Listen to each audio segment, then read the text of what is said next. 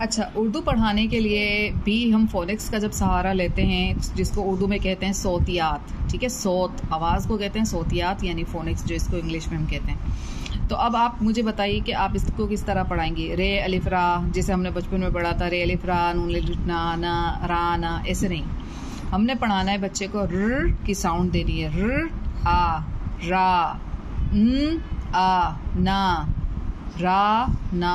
अब ये मिलके बन गया रा ना। त आ ता र आ रा। बच्चे से पूछेंगे क्या बनेगा, क्या बना बच्चों? तारा। क्या बना? तारा। ओके। र आ रा, ज आ जा, क्या बना? रा जा।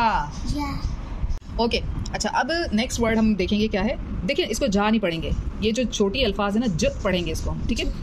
ज आ, क्या बना? जा।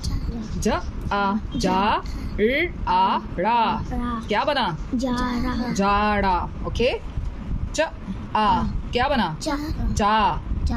रे है ना यहाँ पे, र आ रा, क्या बना? चारा। चारा, नोट चाला, चारा। ओके।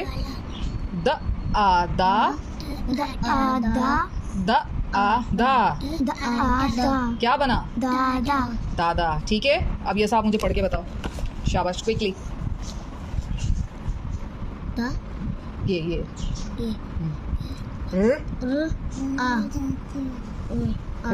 रा